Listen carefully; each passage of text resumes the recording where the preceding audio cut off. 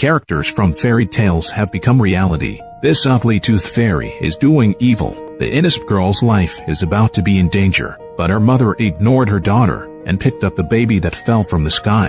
What is going on? Let's start our first story. Deciduous teeth. Shelby just had her baby teeth pulled out and the anesthetic hasn't worn off yet. She just felt dizzy. Shelby is obviously not a baby anymore, but her mother still cared for her like a baby. Shelby's mother Ellie fiddled with the iron necklace around her neck and muttered, afraid that Shelby will be taken away one day. Before leaving, Ellie asked the doctor for Shelby's extracted baby teeth. These are the last 4 teeth that her daughter replaced. The more Ellie protects Shelby, the more rebellious she becomes. She secretly gave herself a navel nail. She often goes to Daisy's house to drink. Ellie was worried. Ellie doesn't allow Shelby to continue to associate with Daisy, also ordered her not to leave the house in the future. Shelby said in anger, when she grows up, she will definitely try her best to get out of here. After Ellie scolded Shelby, she heard a strange noise coming from the nursery. This is the room Shelby lived in as a child. Weird Ellie hanging iron ornaments on the door. There is also a pair of iron scissors in the crib.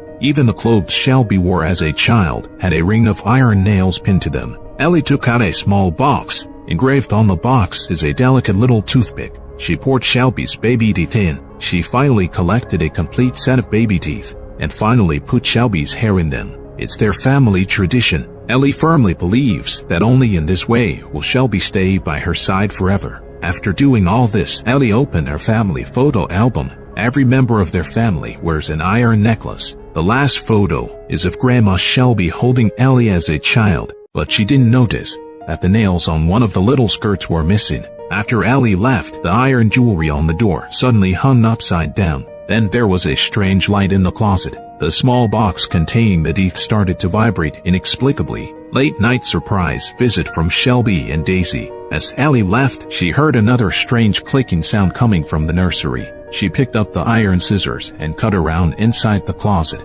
After finding nothing unusual, Ellie left the room. But after she left, the small box containing the teeth continued to shine with a strange light. It turns out the clicking sound is coming from the box. Tonight, Shelby's friend Daisy chatted with Shelby. None of them are sleepy. Shelby said her mother believed in the legend of the tooth fairy. She also kept every one of her baby teeth. In fairy tales, the tooth fairy is kind. It will steal your replacement baby teeth and leave some change in exchange. But the tooth fairy, her mother said, was a terrifying monster. When they were talking, the box in the closet suddenly opened. Shelby's baby teeth are leaking all over the floor. The little dress without iron nails fell on her baby teeth. Then these baby teeth grew into a scary little monster. Shelby and Daisy are drinking and chatting in the room. Daisy suddenly suggested that she want to find Shelby's baby teeth. Soon she came to the baby's room. This place has been made a mess by the little tooth fairy. Daisy found the small box and opened it, but it was empty. Just then, she heard the clicking sound of chewing coming from the closet. Daisy was frightened and quickly dragged her sprained foot to leave, but the naughty little tooth fairy didn't intend to let her go. I don't know how much time has passed. Shelby also calmed down and came to the baby room. Ellie looked at the messy nursery and decided that it must be Daisy's doing. It wasn't until she saw the empty box that she realized the seriousness of the matter. She reminded Shelby to quickly bring her iron necklace. They've already pissed off the tooth fairy. The tooth fairy is a very vengeful creature, but Shelby thinks her mother is delusional. She doesn't believe in the tooth fairy at all. Mother told Shelby with fear. She was almost taken away by the tooth fairy as a child. Shelby's grandma sacrifices herself to save her. The tooth fairy eats children and leaves behind a ghost in exchange. At this time, the ugly tooth fairy was hiding among a pile of toys. Its mouth calls Shelby's name. It's a monster transformed from Shelby's baby teeth. Daisy's bloody body was lying in the corner. All the teeth in her mouth have been eaten away. Suddenly, the tooth fairy tackled Shelby. It tore off an entire row of Shelby's lower teeth and stuffed it into his mouth. Ellie was frightened and suddenly remembered that the box was the tooth fairy's true form. So she smashed the box hard. The tooth fairy also turned into a puff of smoke and dispersed. The little skirt it was wearing actually transformed into a little baby. As in the legend, the tooth fairy will eat your baby and leave a ghost in exchange. Even if this phantom spirit is not the real Shelby, Ellie still held her in her arms with satisfaction. She doesn't care if the child is real or fake. All she wants is a child that will never grow up. This way the child can't stay with her forever. Now begins our second story, 3D George Romero. Sarah is the proprietress of a bookstore. Because she insists not to use the internet model, so the business in the store has been bad. At this time, the landlord also doubled the rent. If Sarah can pay the rent, then the only fate waiting for her is to close the store. Sarah has two helpers, her underage son Martin and the young female shop assistant Lena. One day Lena and Martin found an old box in the stairwell. They opened it and took a look. The box contains several out-of-print comics. The comic is signed by none other than the famous George Romero. He is also the director of Real Estate of the Living Dead. Because George Romero passed away back in 2017, these became his unfinished legacy. You can imagine how valuable comics are. The comic also comes with a pair of 3D glasses. Martin put on his glasses excitedly and instantly felt a powerful force filling his body. The zombies on the cover actually started to squirm. Martin thought he was hallucinating and didn't think much about it, but as soon as he left, the zombie on the cover disappeared. Lena packed up the comics alone. There was a faint moaning sound coming from the warehouse behind her. Martin excitedly took out a magazine and showed it to his mother. At the same time, he also took out 3D glasses and wanted his mother to experience it. It just so happened that a new customer came to the store at this time. Martin put down the comics and took the customers to the novel reading area. Soon the screams of guests came from behind him. Martin looked back and found that the guest was actually suspended in midair. A big hole was bitten through his neck. This scene is exactly the same as the comic. Martin put on 3D glasses nervously. It turns out there really is an invisible zombie biting customers. Martin asked his mother for help, but the zombie left the customer's body and disappeared. Suddenly, the zombie walked towards the mother and son. Martin hurriedly pulled his mother and hid in the warehouse. Zombies keep knocking on the door outside, but my mother couldn't see or hear anything. Naturally, she didn't believe Martin's weird rhetoric.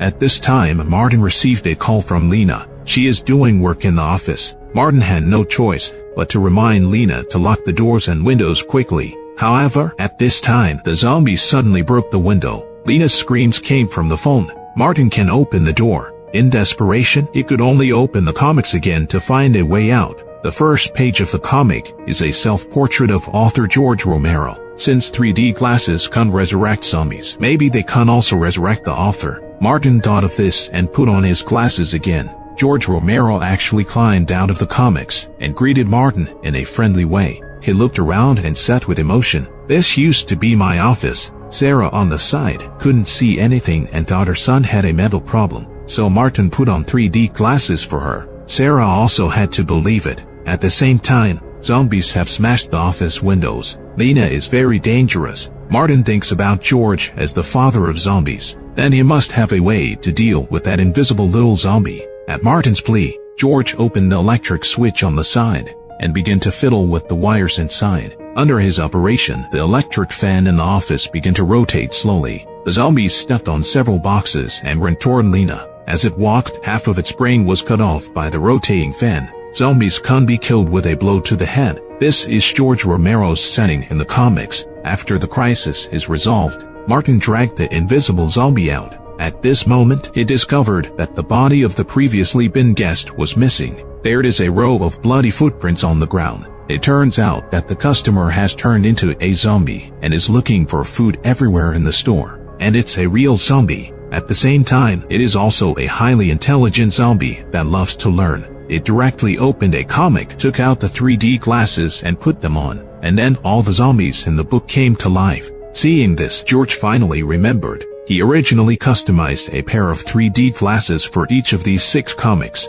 Because their deal failed, the glasses manufacturer then found his uncle, who was proficient in witchcraft, and cursed them. Originally, these sealed comics have never been published. No one expected that the comics would be found by Martin. George has nothing to do against the zombie army that is about to attack. The door was broken open at this time. Sarah became the first victim. Martin grabbed his mother's hand hard but could only watch her being dragged away. Mother's screams came from outside the door. Lena was fighting with a zombie. At the critical moment, when the zombie was about to bite her neck, George took the fire extinguisher and hit the zombie's head hard. George felt very sorry for the disaster that had befallen the family, but since he is the author, he can definitely save everyone by rewriting the ending. but George had just typed a few words. That old computer is out of power. At the same time, the zombie army is targeting Lena again. George suddenly remembered that he was also part of the page, so he quickly tore off his arm. He wrote on his arm that as long as the glasses are destroyed, the zombies can't be destroyed. Martin immediately tore his glasses.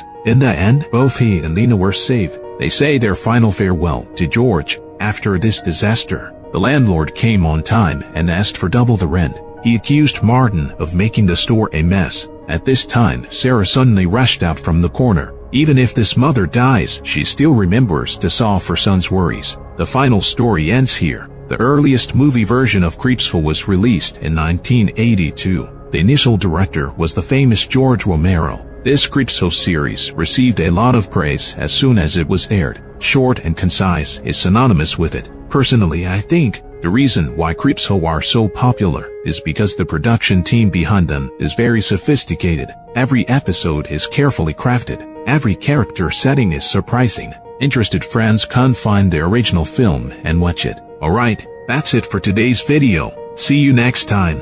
The courier kindly picked up the woman's mobile phone. Suddenly a giant rat monster appeared and flew over. It cut off the courier's arm. The two of them were stunned. A lot of blood splattered on the courier's arm, but the woman didn't want to save him and quickly closed the door. The woman's name is Rona. Rona is a lonely woman. She came home from get off work that day. She finally sat her day down and rested for a while. Suddenly, there was a rapid knock on the door. Outside the door, a cool girl dressed in an alternative style said that someone was going to kill her. She begged Rona to let her in. Rona opened the door without hesitation. The girl said her name was Cassie. The person who is chasing her is not a human but a monster called Kadra. While comforting her, Lorna took out her mobile phone and dialed 911. Cassie grabbed the phone and threw it out. Rona was shocked. Cassie told Lorna sorry, they only have 20 minutes. After 20 minutes, no matter how Rona blocks it, that monster will come in and kill her. She was sorry for bringing disaster to Lorna. Then Cassie changed the subject. She told Lorna, why not let's chat for a while. Cassie sat her down on her own.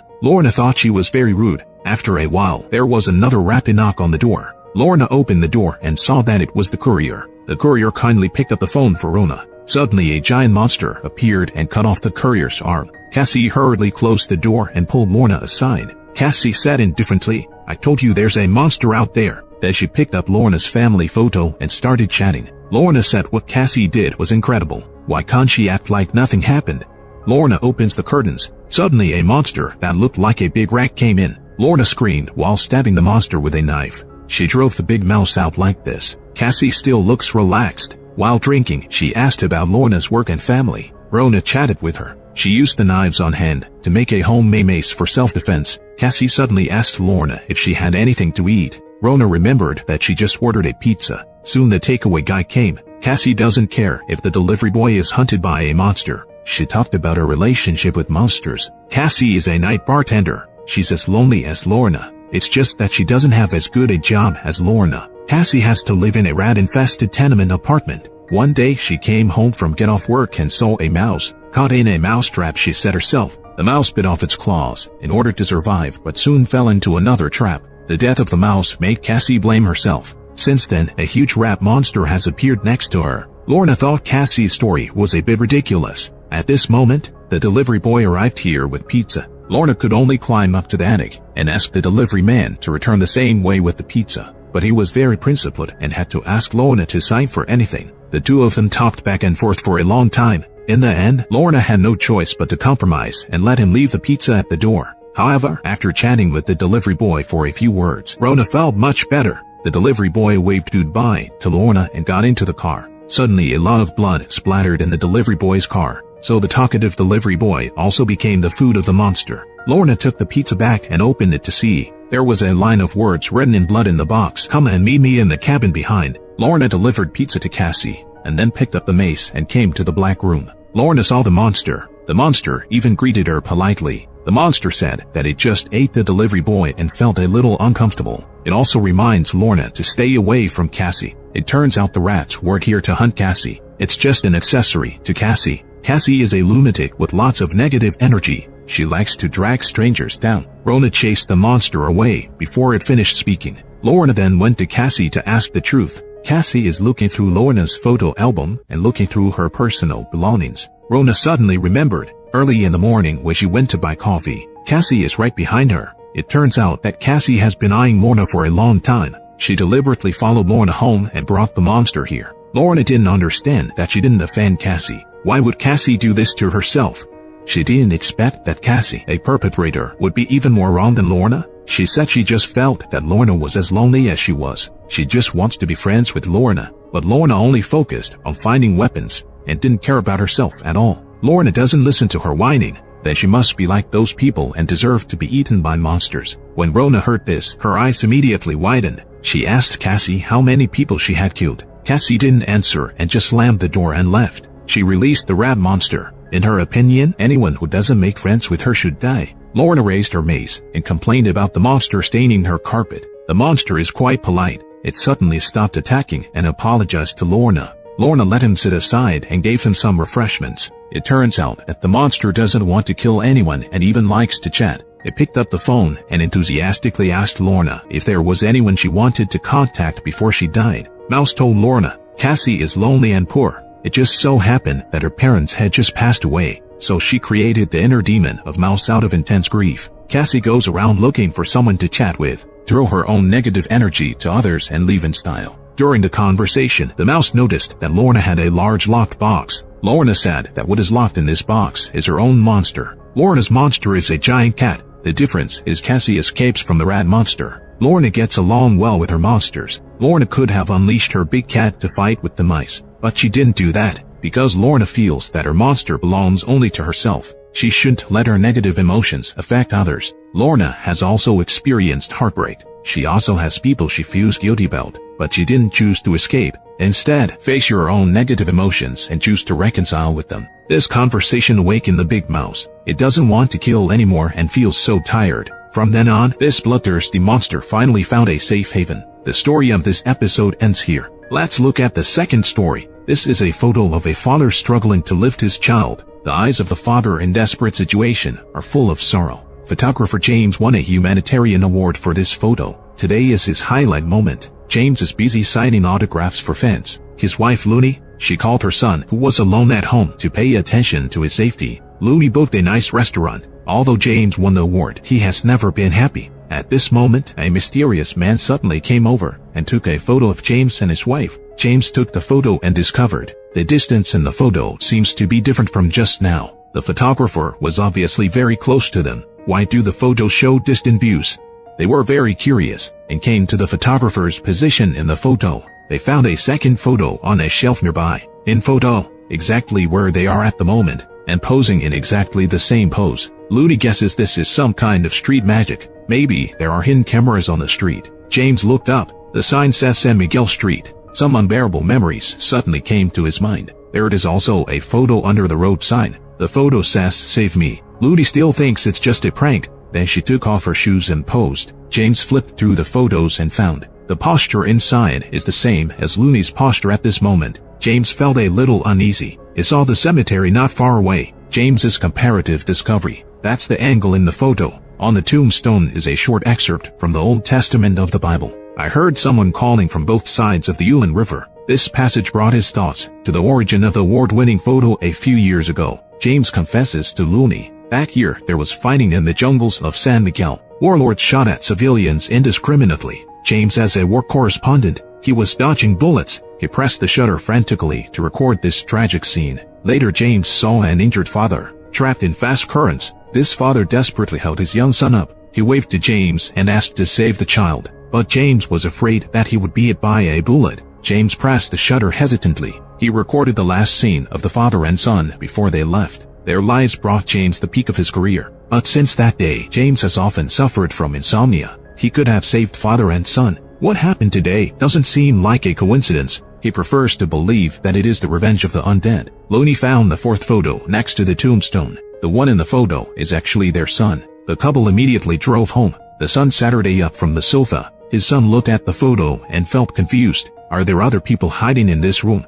Suddenly the whole house started shaking. The tragic photos exploded one after another. They seemed to be accusing James of refusing to save him. Then the camera behind them suddenly started to work. The camera took a photo of a panicked family of 3. James was about to take the photo. He looked up and saw his son drowned in the swimming pool. He jumped into the swimming pool quickly, but the son disappeared suddenly. James can't find him anywhere. Suddenly he heard his son calling his name on the shore. He followed the call and swam to the shore, but the son's figure turned into the father in that photo. He was vomiting blood and laughing so horribly. Angry James pulled him into the water. James desperately pushed him into the water. Meanwhile, Looney inside the house picked up the photo. She suddenly screamed. Then she rushed into the swimming pool and screamed at her husband to stop. James slowly regained his senses amidst Rooney's cries. When he looked again, he found that the evil ghost underwater had turned into his comatose son. He helplessly held the child who had lost vital signs. The camera suddenly started to capture this irreplaceable classic scene. This is a work from an innocent soul. This story alludes to 1993. Photographer Kevin Carter's Hungry Sudan. At that time, Kevin Carter stood quietly in the distance. He waited 20 minutes to take the tragic photo that shocked the world, and he drove away the vulture. Kevin watched as the hungry little girl staggered away. This photo won him a Pulitzer Prize. The photo also sparked strong reactions from people across the country. Everyone is condemning him for not saving his life. In fact, the little girl is wearing a United Nations rescue bracelet on her hand. There are also a large number of United Nations officials nearby who are distributing food. All this shows that the girl was rescued in the end. In the end, Kevin Carter.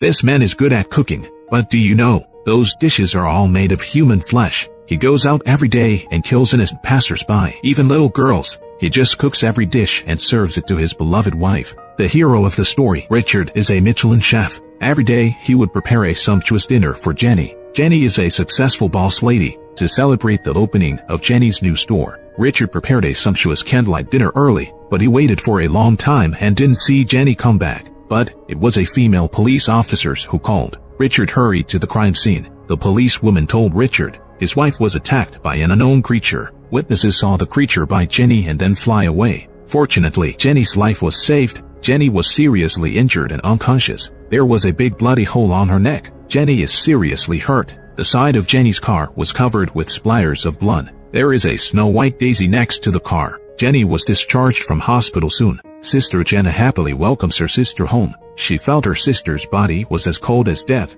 Her normally optimistic and cheerful sister suddenly changed her temperament. Even the way she looked at her husband became very strange. She only took one bite of Richard's carefully prepared meal. She turned around and vomited. Richard and her sister were waiting downstairs. Jenna put her brother-in-law's hand on her and comforted her. "I can't come out of the shadows. I believe my sister can't come out too." Jenny likes the dark. She doesn't allow others to turn on the lights at home. Richard can only listen to Jenny, but she has been refusing to eat, drink, or sleep. Jenna still suggested sending her sister back to the hospital. She needs more professional care. But Jenny forgot that this was her dearest person in front of her. She started scolding Jenna. Facing her sister's unwarranted scolding, Jenna was very sad. Finally, Jenna packed her things and left the house. After Jenna left, Jenny was crying and laughing alone in their room, which was very weird. Late that night, Jenny's doctor visits for a routine visit. The doctor feels that Richard's mental state seems to be worse than Jenny's. Richard pessimistically said that the woman he loved was dead.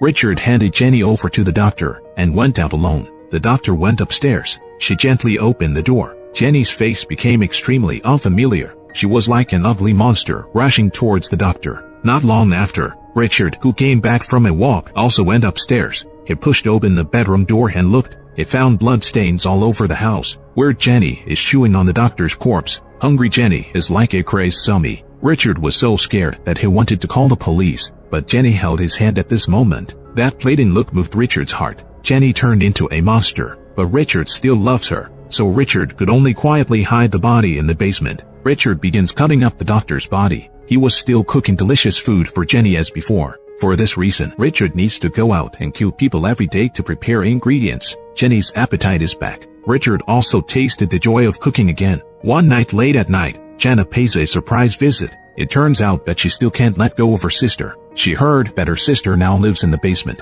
Jenna insists on going to the basement to find out. There's not a trace of light in the basement. All she can hear is countless flies flying. Richard doesn't want his crime to be exposed. He hit Jenna directly in the head. She fell into the basement. Jenna was in pain and covered her head. In the darkness, she saw her sister's terrifying face. The basement was filled with screams and chewing sounds. Just like that, Jenna became Jenny's dinner. One day, Richard was out shopping for ingredients. Suddenly, a little girl bumped into his car. The little girl held her injured knee very pitifully. Richard heard that the little girl was an orphan without a family. A sinful thought came to his mind. Richard is ready to take the girl away. Richard lied about taking her to dinner. The little girl thanked him profusely and followed him home without fear. Richard took the little girl to the basement. He asked the little girl to go in first. The little girl looked back timidly. Richard closed the door cruelly. At this point, the female police also pursued here.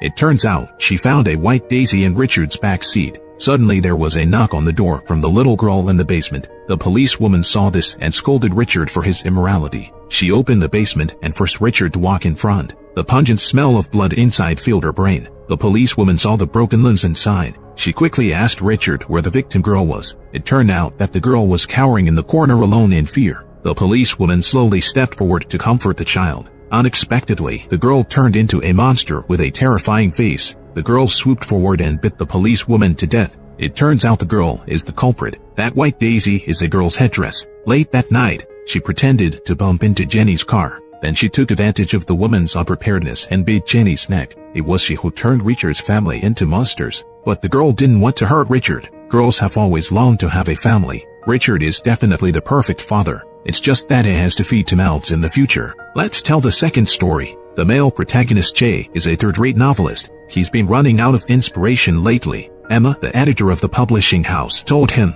Jay is very talented. He just lacks a treasure that triggers inspiration. Emma said as she showed Jay her collection. A unique hat from the collection caught Jay's eye. This hat comes from his idol Stefan Bachmann. Jay puts on his hat. At that moment, he seemed to be face to face with his idol and was full of confidence. Emma tells Jay, this hat was the inspiration for Stephen Bachmann. Stephen Bachmann was famous throughout the novel world at that time, publishes to high-quality thrillers every year. He suddenly retired from the literary world at the peak of his career. No one knows why he did this. Jay wants this hat. He wants to be the next Bachmann. Emma asked him meaningfully if he was ready to sacrifice. Jay looked at the picture of his idol and nodded firmly. In this way, Jay got the idol's lucky thing. His girlfriend thought this hat was very ordinary. It just so happened that she also just bought a beautiful little Red Riding Hood. She excitedly put on her hat and took a photo with Jay. Late at night, Jay looked at the blank screen and couldn't write a word. So he put on his hat. The next moment, Jay felt dizzy. He returned to the computer and inspiration continued to pour into Jay's mind. It didn't take him long to finish typing up several pages of paper. After reading his manuscript, Emma praised Jay as a genius. Jay was very proud of her praise. Emma asked him to write more. This way he can catch up in the footsteps of your idol. Jay returned to the computer and adjusted his hat.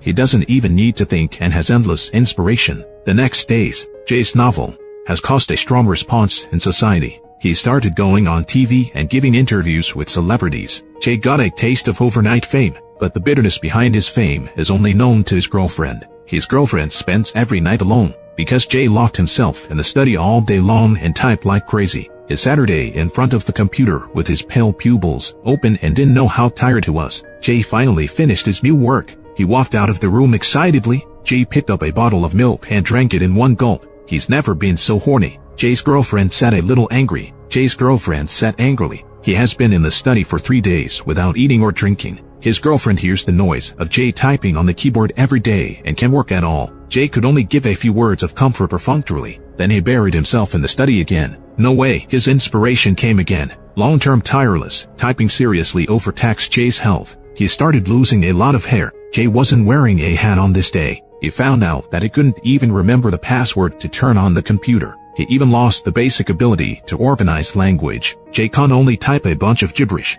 The hat is stealing his intellectual talent and his memory. But Jay has no choice. He's nothing without his hat. In this way, Jay's relationship with the hat becomes closer and closer. He is busy every day like this. Jay is as rude as a primitive animal even when he eats. He even forgot that today is his birthday. Girlfriend is very angry. Jay hasn't said a word to her in a long time. Jay hasn't showered in months. He reeks of stench. Jay said that taking a shower would make his hat wet. The girlfriend yelled and tried to take off his hat, but Jay was guarding his hat. In the end, the disappointed girlfriend chose to move out of the house. Jay watched his girlfriend's figure slowly walk away. He wants to keep. The moment he opened his mouth, he didn't know what to say. Just then he received a mysterious phone call. The person on the other end of the phone calls himself Mr. Stephen Bachmann's assistant. The idol wants to meet him. Of course Jay will not refuse, so he came to the sanatorium early the next morning, but Mr. Bachman's face frightened him. The legendary writer from many years ago has lost his ability to speak. He can only communicate through writing. He scolded Emma for stealing his hat. Without his hat, Bachman could no longer write anything. Bachman looks crazy when he writes in his wheelchair. At that moment, the halo of his idol disappeared instantly. Jay was so frightened that he turned around and left. He returned home and continued to type on the keyboard. Jay became more and more excited as he wrote one book after another. Jay didn't know how long he had been writing, but he realized he should take off his hat and take a nice hot shower. But the hat seemed to be stuck to his head, and he couldn't take it off. So Jay took out his knife and stabbed his head hard. Only then did he discover a monster growing out of the hat. He reaches out and touches the monster. The monster bit off his finger. The hatter grows 4 legs. It wants to crawl back onto Jay's head. Jay kicked the monster away and turned around to take out the gun and bullets. Killed the hat monster with one shot. Jay covered the bleeding wound on the back of his head. He remembered everything. It turns out that every time he types, that monster will secretly suck his brain. He has long been controlled by monsters, but where did the monster come from? Jay opened the box of hats. There are actually 4 monster eggs hidden in the box. They make eerie squeaking noises in the dark. 2 of the eggs have hatched. He was very angry and asked Emma to settle the score. It turns out that this was all Emma's trap. Emma tells Jay to calm down. She thinks Jay needs to pay a price if he wants to be famous. Jay took out a monster cub and threw it at her. Jay comes home and wants to win back his girlfriend. He wants to get back to a normal life. His girlfriend is an architect. She is wearing a red hat, working tirelessly like AI. His girlfriend was so amazed that inspiration kept coming to her mind. She can't stop working. It turns out that his girlfriend has also been parasitized a long time ago. Jay regrets it very much, but there were 2 eggs that hatched. Where has the other one gone? Just at this moment, there was a strange sound above Jay's head. It was the hat monster coming at him. That's it for this video. Thank you everyone for watching. See you in the next issue. The girl opens her fangs and pounces on the beautiful woman. The woman was bitten by the little girl and her flesh was bloody and her whole body was shaken. And the woman is actually the little girl's stepmother. But this is not some cheesy stepmother-stepdaughter battle story. Instead, the stepmother risked her life to save the girl. What is going on? The story starts with the woman. Mahi married a rich man who was older than her father. Everyone knows that Mahi married him for money. The rich man's mother felt even more disgusted with this daughter-in-law. She advised her son, but not much time passed. The rich man died. No one knows whether the rich man died of natural causes, but Mahi didn't inherit a penny, because all the money is in the hands of the millionaire mother. She can only receive a small amount of living allowance every month. Raising the only daughter left by a rich man, Mahi started going out on dates for money. Every time she swindles all the money and then dumps someone else. Although Mahi's thoughts and morals are very poor, but she's a pretty good stepmother, because she really loves her stepdaughter Ruben. That day, Mahi, who was almost driven crazy by the bill, suddenly received a piece of good news. That is, the old lady has cancer and she doesn't have much time left. Mahi was so sad that she laughed out loud. Old lady hopes to stay with granddaughter Ruben in her last days. Of course, Mahi has no reason to refuse. As long as the old lady dies, all the property will be inherited by Ruben.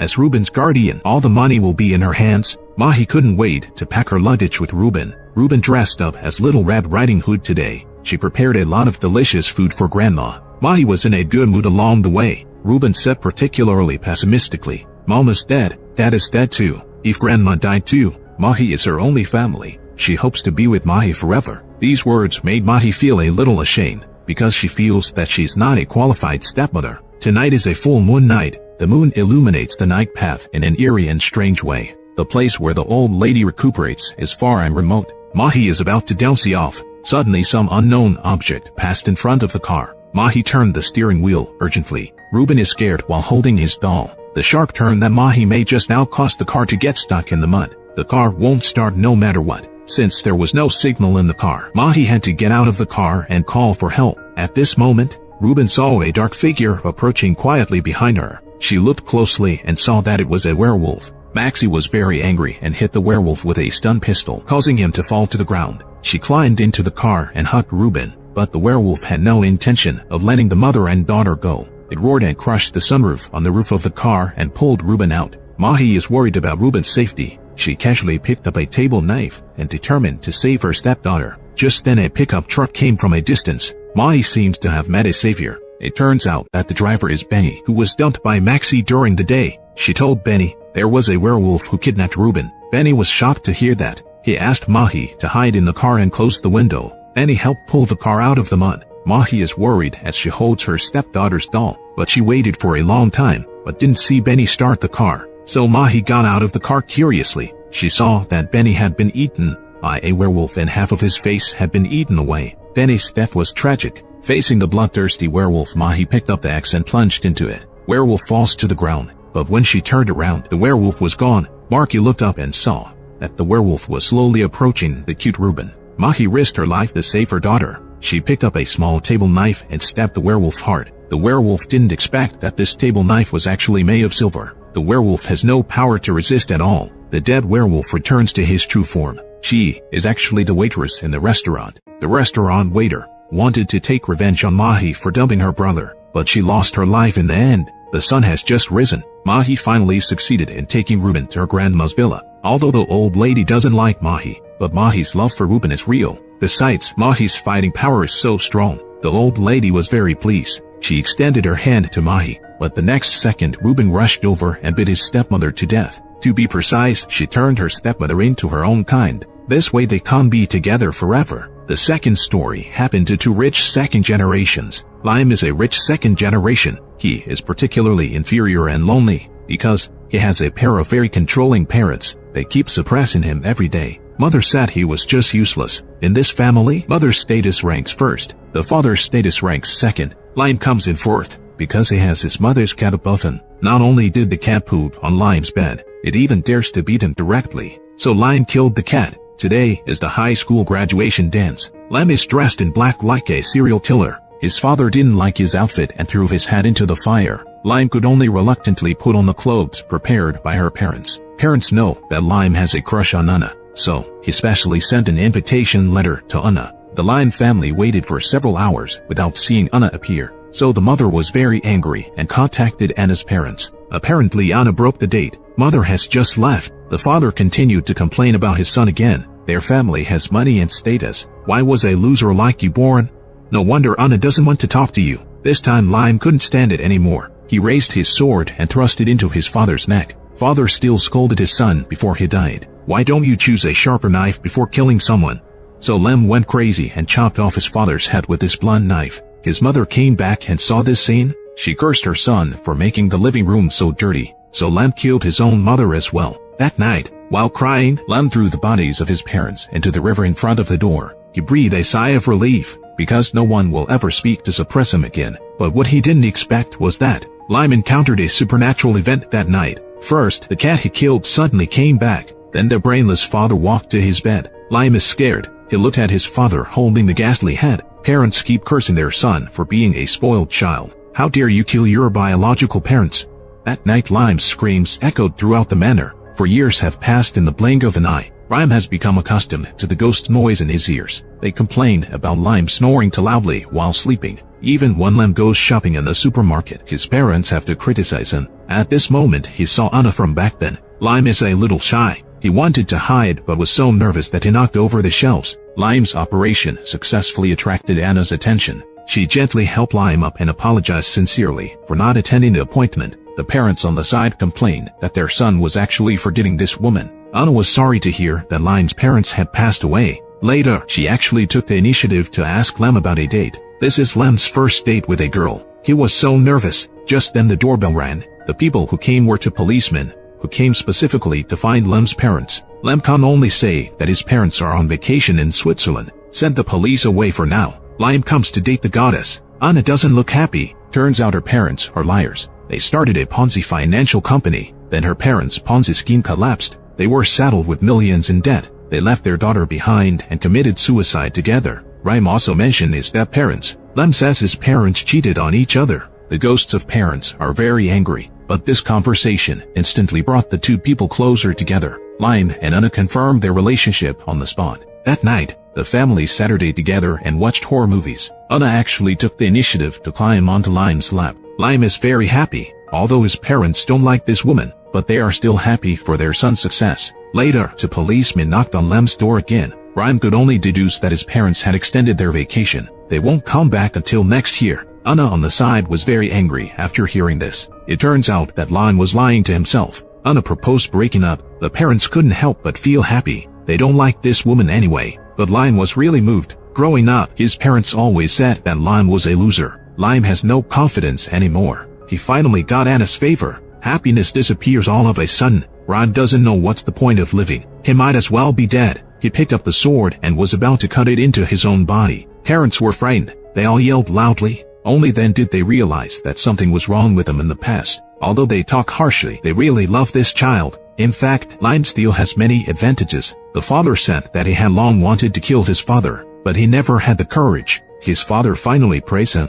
With the encouragement of his parents, the son, Ryan finally plucked up the courage to lie to Anna. He just couldn't accept the death of his parents. With his sincere confession, Anna finally forgave him. In the end, two equally lonely rich second generations received their marriage certificates. Anna also became the mistress of the manor. Anna cooked a sumptuous table of delicious food and raised a glass with wine to celebrate this special day. The parents stood outside the door and watched their son grow up, feeling extremely happy. They have protected their son for too long and it's time to leave. Lime just had a glass of wine. He vaguely saw Anna showing her true face at this moment. Anna said that I didn't go to the appointment on purpose because it's so embarrassing to be friends with you. It turns out that Anna poisoned Lime's wine, just like she poisoned her parents back then. After her parents died, Anna received a large insurance money, but now she has spent all that money. That's why she deliberately approached Lime, in order to inherit Lime's manor and inheritance. At the same time, the police were already suspicious of Lime. A total of 4 bodies were fished out of the river. 2 of them are Anna's parents. At this time, Anna's parents also appeared behind her. It turns out that she's from the cursed generation, just like Lime. Lime smiled and said, I killed my parents, but the news of my parents' death has never been announced to the outside world. This also means everything is still registered in his parents' names. Lime never inherited any inheritance. Just then Lime's parents came back into the house. To see their dying son, their hearts are broken. Lime's parents roared in despair again. Anna's parents simply abandoned their daughter. That night the lights at Lime's house were very bright and dazzling. The police found Anna's body early the next morning. She was scared to death. Lime survived. However, he was also accused of killing his parents and wife. In a trance, he saw Anna's ghost. Anna resented Lime and vowed to haunt him for the rest of her life. Henceforth, Anna's family, along with his parents, will always be with him. 5 people kept talking in his ears. It's more lively now. The story ends here. Let's see you in the next movie. The boy was playing a game. He was accidentally brought into the game to meet aliens. The boy turned into Super Mario in the game. He was manipulated by women to jump and disappear. What's more interesting is that the boy was manipulated by his father to die several times. The boy's name is David. This game was introduced to David by his father. David's father's name is Jeff. He just pulled an old game out of storage. The game is called Strange Wednesday. Jeff opened the game, and he was excited to share the experience with his son. The operation of the game is very simple. It's avoiding obstacles in the road. He can't pass the level if he successfully passes through the town. But in the past 30 years, no one has passed the customs. The game has just begun. Jeff tripped over a toaster. David thought the game was very interesting and began to play it.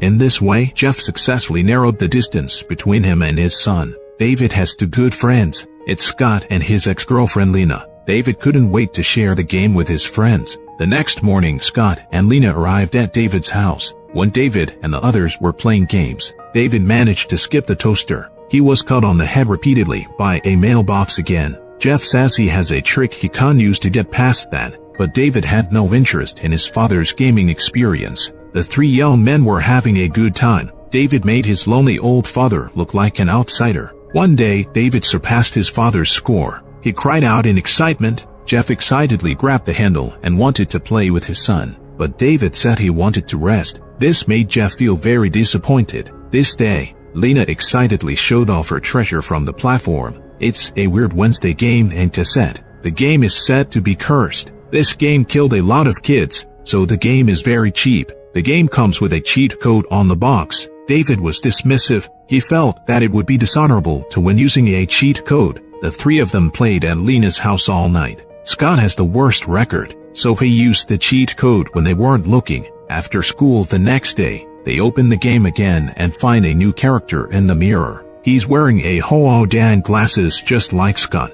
David and Lena start using this game character. Scott was killed by a squirrel and electrocuted by a jumping wire. He had only one life left at the end, and then he got hit by an ice cream truck. What's weird is they haven't been able to reach Scott all day. The game screen turned a bloody red. They set out to look for Scott, only to find a police cordon not far away. It turns out that Scott really did get mashed by an ice cream truck, just like in the game. But neither of them saw it. They went home and continued playing the game. After down scenes of failures, David couldn't resist using the cheat code on the box. The moment the cheat code was successfully entered by David suddenly stood in place with his body out of control. David will jump when Lena controls the controller once. Turns out he became a character in the game. Lena tried to shut down the game. Just then David walked out. It turns out that his father, Jeff, is controlling the game on the secondary machine. David dodged the flying bread and gas canisters,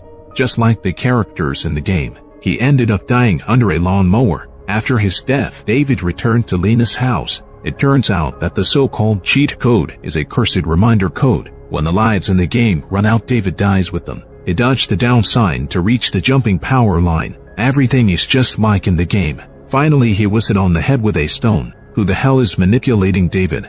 Lena called David's father first, but Jeff is so absorbed in the game that he can't hear the phone ringing. Lena can only write to David's house. Then David was suffocated by a plastic bag and stabbed by a flying knife. David now has only one life left to live. Jeff still doesn't know what happened to his son. Finally, Jeff crosses town to meet the ultimate villain. At the same time, the real David also came to a jungle. In front of him was a magnificent alien ship. The villain is an alien. The alien raised his hand and fired 2 rocks at David, which Jeff easily dodged. The father kept dodging the attack with the handle. Lena finally arrived at David's house. She kept knocking on the door and Jeff had to stop the game. He heard that he was playing with his son's life. The father was shocked. In order to save his son, Jeff decides to get into the game and fight alongside his son. The moment Jeff entered the game, David was finally free. Now father and son are in duel mode. The father and son evaded the attack while picking up stones and throwing them at the spacecraft.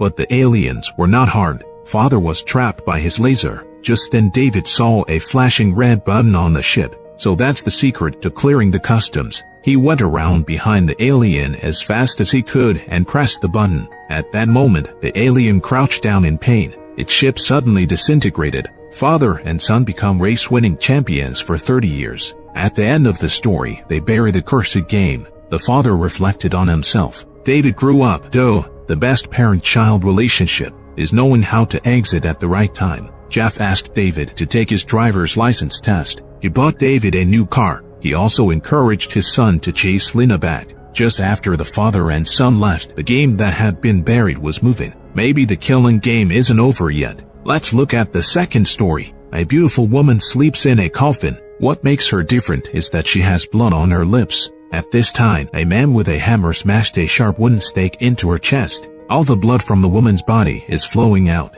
Soon blood was spilling from the coffin. Women are vampires. It's the only way she'll die. This scene is very scary. Richard is awakened by a nightmare. His wife was still asleep in his arms. Actually, they're vampires sleeping in coffins. It's daytime. They cannot be exposed to sunlight. But his daughter is still in the coffin, not sleeping. Richard tapped the coffin twice to remind his daughter to rest. All 3 of them live in a truck. Richard's new neighbor's name is Doug. He wasn't very welcoming of the Richard family. Late at night, Richard is mending the fence. Doug came up and said hello in a very unfriendly way. You vampires should follow our rules when you move into a human community, or I will expose your whole family to the sun. Richard was still kind enough to respond. Doug has a young son, Alex. Alex has a crush on Richard's daughter Anna. Doug returned to the house angrily. He also replaced the welcome plaque in front of the door with a cross and garlic. Even so, Richard still fancied that the neighbors would like them sooner or later. Anna didn't like the city because they're discriminated against here. What's worse is that someone hurt Anna with a cross. She wondered why her father was so eager for humanity to accept them. Alex, the neighbor, is a master of staying up late. He's usually lonely. He was always peeping through the window at Anna across from him. Late at night, he happened to see Anna moonbathing on the roof in a bikini. Anna plays a video of the sunrise on her phone. She longed for the feeling of being surrounded by the sun. Alex is smitten with Anna. He quietly took out his mobile phone and took a photo. but Anna's muscles atrophied in the photo like a horrible mummified corpse. Alex screamed in fear. The noise disturbed Anna. Anna jumped off the roof in a backflip. Alex hurried out to check, but he only saw Anna's bikini on the ground. As soon as Alex shined the flashlight behind him, he was frightened by the naked Anna and screamed. Alex was too shy to look the girl in the eye. Two young men introduced themselves. Alex summoned up courage and offered to take Anna for a walk. Anna tells Alex that humans have a big misunderstanding about them. Today's vampires no longer drink human blood. Alex brought Anna to the playground in the park. He and his mom used to play here when they were kids, but his mother died suddenly when he was 7. He envied Anna very much because Anna's parents were immortal. The relationship between two equally lonely young people is progressing quickly. Anna would often take Alex back to the coffin for the night. Anna's parents are worried, because no matter how hard they try, humans don't really accept vampires. Alex wants Anna to turn herself into a vampire. He prefers Anna's family atmosphere. Anna refused outright, because vampires are hunted and persecuted wherever they go. It's a change Alex can't afford. Doug soon learns of his son's love affair. He cursed his son bitterly, a noble human falling in love with a monster. The father never told the son exactly how his mother died. It turns out Alex was 7. His mother was bitten to death by a vampire. On the night when my mother was buried, she suddenly crawled out of the graveyard. Doug realizes that his wife has become a vampire, so he drove a stake through her heart. Alex was shocked. That you killed my mother. My father said he had to do it. He then handed his son a box.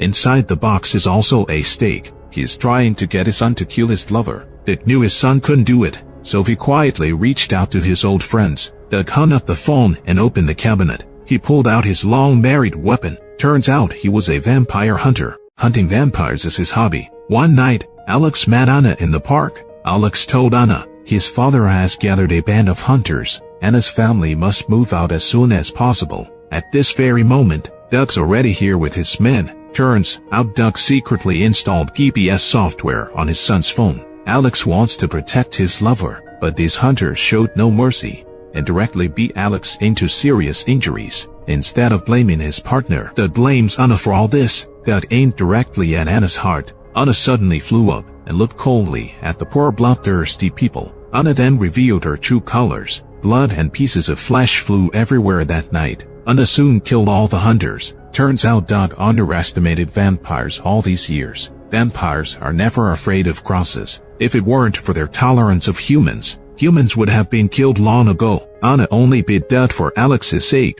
The sun has risen. Alex told Anna to hurry back, but he was badly wounded. If we don't get treatment, we'll die soon. Finally, Anna made a difficult decision. She carried Alex, who was badly injured, to the hospital. The hot sun made every step of her walk very difficult. Eventually, covered in blood, Anna managed to deliver her lover to the doctor. Alex was saved. Anna slowly rots in the sun and dissolves into miasma. The real sun turned out to be even more beautiful than she had imagined. I don't know how long it took Doug to wake up from the darkness. He moved with difficulty. Turns out he was locked in a coffin by Richard and his family. He still wants to kill the whole vampire family. As he spoke, he felt something strange in his mouth. Turns out he turned into a vampire too. My son Alex came over. Doug was so happy. He begged his son to release him. The next moment, Alex picked up the stake and brutally struck his father's heart. Doug was gradually drowned in blood. That's all for today's story. See you next time.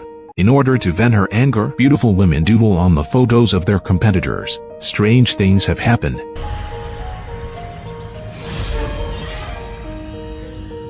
In the end, she also dramatized herself to death. What is it all about? Let's take a look. The first story is called Graffiti. Angela is a cartoonist. One day, while waiting for an interview, she met Sonia, a woman who is also a cartoonist. She offered to look over Angela's picture book and give her some advice. After looking through it for a while, Sonia suggested that one of them was a bit mediocre. Angela tore up the painting in frustration. In the interview office, she ran into an acquaintance, Calvin. Calvin told him, "Now there's only one picture that pleases the editor." Angela showed the work to the editor-in-chief. He was clearly not impressed and pulled out a sketch saying that Sonia had just drawn it, and that was exactly what he needed. Angela looked very angry. Sonia plagiarized her own ideas. She had no choice, but there was nothing she could do. When Angela got home, She flipped through Sonia's interview and began to draw on it like she was venting her anger. The second day, she got a message from Calvin saying Sonia was dead,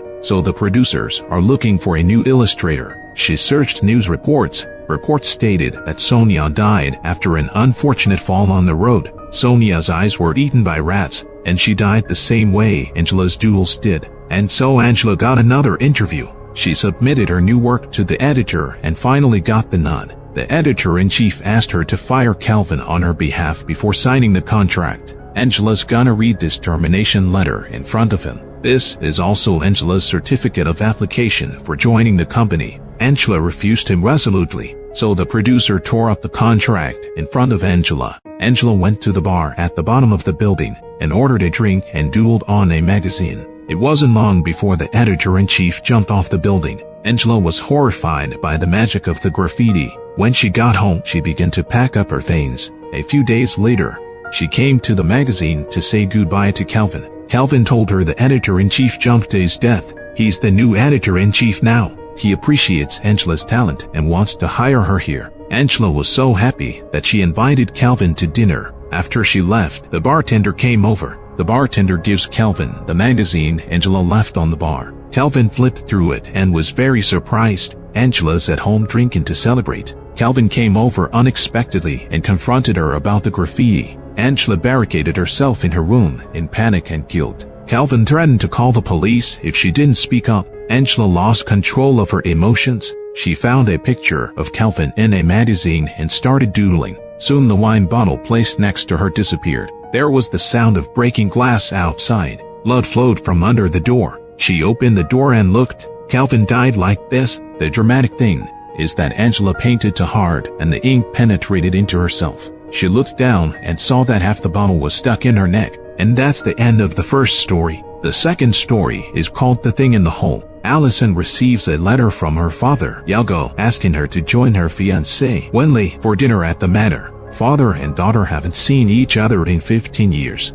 Allison hated her father. When her mother died, Yago sent himself off to boarding school and never asked about it, even though Allison doesn't want to see him. But she was persuaded by her fiancé to come to the manor where her father lived. Yago told Allison at the luncheon he was sorry for his past indifference, so he had to make amends. He's going to pay for Allison's wedding. Allison didn't want to accept it, but her father said they could never afford a wedding on their income. Allison was so angry she just left. Her fiancé just wanted to leave together. Argo led him straight into a secret vault. There was a deep hole in the vault. Yago told him, locked down below is a creature that existed on Earth long ago called Mihotsao. The great earthquake in 1926 was caused by it, all because someone forgot to feed him. That's why it woke up. Yago has been the Mihotsao's handler since he was 16. In order to keep Mihokeo in a dormant state for a long time, he must feed him with a living person every 15 years. And now he's dying, and he has to pass that responsibility on to the next generation. Though Winley couldn't accept it, but his father-in-law enticed himself with a rich inheritance. Winley agreed. The day of the wedding was the day they were to feed Mihotsao. Winley's got a lot on his mind, because today he's gonna pick out a loser. He looked up and down among the guests, trying to pick out a suitable candidate. Then Yago gave him a packet of poison. Winley picked the spiked wine his hated cousin handed him. Then Winley lured him into the vault whilst he was unconscious. Winley didn't even have to do it himself. His cousin fell. Yago saw all this with great satisfaction. He and Winley celebrated with a drink. What I didn't know was that he was drugged too. When he woke up, he found himself tied up. Winley told him, this is the remains of his great-grandparents' estate. It turns out that Winley's family had also been guardians of Mihotsao. They forgot to feed, and it took an earthquake to ruin everything. Then Allison came up from behind. She already knew all this. Allison still can't forgive her father, because he found himself back just to feed that monster. Yago also wants his daughter's sympathy, but he couldn't even name his daughter's father's surname. In this way, Yago was carried into the pit by the big stone. When the two of them returned home, they found that their cousin suddenly emerged from the front door. He actually crawled out of the hole. It was past 12 o'clock, which means Mihotsao's not being fed. The monster came straight out of the ground and headed for two people. End of story. These two ghost stories are the 5th episode of The Ghost Show. The Ghost Show series has always been loved by the audience. Each story makes people curious to look down. The story is short and rich in elements. The overall quality of the story is very high. The female cartoonists are like the main characters in the Death Note, except she tends to kill anyone who gets in her way. Overall, Xiaobian was not disappointed. Alright, that's all for today's ghost story. If you like it, please like the comments and follow. See you next time.